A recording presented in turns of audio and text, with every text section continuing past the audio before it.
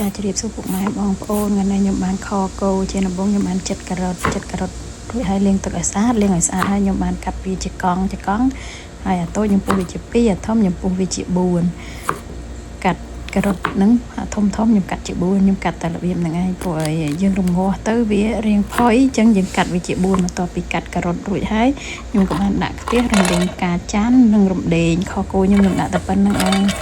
ការចាន់និងរំដេងខ្ញុំដេញវា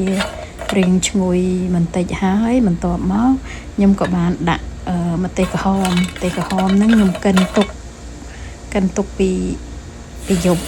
ព្រោះឲ្យត្រាំវាហើយកិនទុកពីយប់ព្រឹកឡើងខ្ញុំងើបធ្វើហើយបន្ទាប់ពីខ្ញុំដាក់ម្ទេសក្រហមហ្នឹងហើយខ្ញុំឆាវាឲ្យឈ្ងុយជាមួយនឹងរំដេងហើយនឹងឈើអែមហ្នឹងហើយមើលទៅតែក្លិនឈ្ងុយល្មមហើយខ្ញុំក៏បានដាក់គ្រឿងសម្រាប់ខ្ញុំធ្វើម្ហូបអីខ្ញុំដាក់គ្រឿងមុនដូចជាម្សៅស៊ុបខ្ញុំអត់ដាក់អីចេងទេខ្ញុំដាក់អំបិលបន្តិចហើយនឹងស្ករបន្តិចព្រោះខ្ញុំទិញគ្រឿងគេមកវាមានជាតិផ្អែមអញ្ចឹងហើយខ្ញុំដាក់ស្ករតែបន្តិចទេហើយបន្ទាប់ពីនឹងមកខ្ញុំបានកូរចូលគ្រឿងនឹង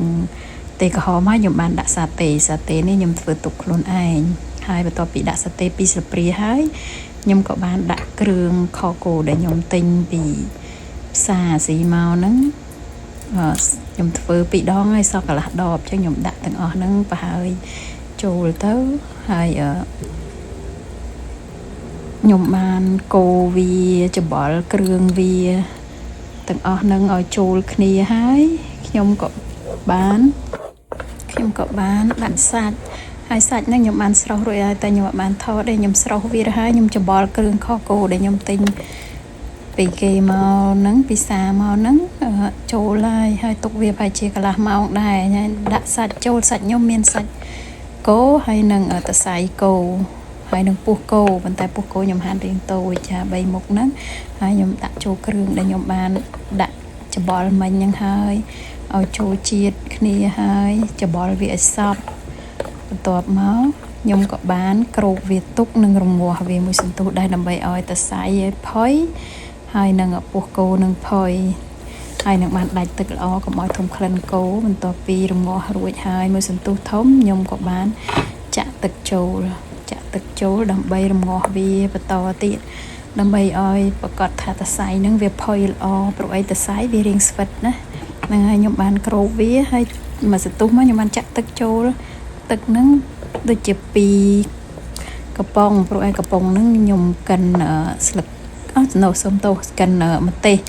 ខ្ញុំកិនម្ទេសក្រហមអញ្ចឹងហើយខ្ញុំប្រើទឹកហ្នឹងកលែងកំប៉ុងហ្នឹងទៅដើម្បីចាក់វារងាស់វាមួយសន្ទុះហើយខ្ញុំពិនិត្យថាមើលទៅថាសរសៃខគោខ្ញុំហ្នឹងផុយហើយអញ្ចឹងខ្ញុំគ្របវាទុករងាស់វាបន្តិចទៀតទៅដើម្បីឲ្យថាផុយពិតប្រាកដហើយយើងក៏បានចាក់ទឹកមួយខាប់ហ្នឹងចូលទៀតដើម្បីឲ្យវាល្មមព្រោះអីយើងញ៉ាំជាមួយមីជាមួយនឹងកាទៀវហើយនឹងមីលឿងខ្ញុំត្រូវការទឹករៀងច្រើនបន្តិចបន្ទាប់ពីរងាស់វាផុយហើយអីហើយខ្ញុំក៏បានដាក់ការ៉ុតចូលហើយក៏រងាស់ការ៉ុតនឹងឲ្យបានឆ្អិនហើយរៀងផុយបន្តិចហើយខ្ញុំក៏បិទភ្លើងហើយភ្លក់រសជាតិម្ដងទៀតរសជាតិថាឆ្ងាញ់តាមដែលខ្ញុំចង់បានចាអរគុណជម្រាបលាបងប្អូន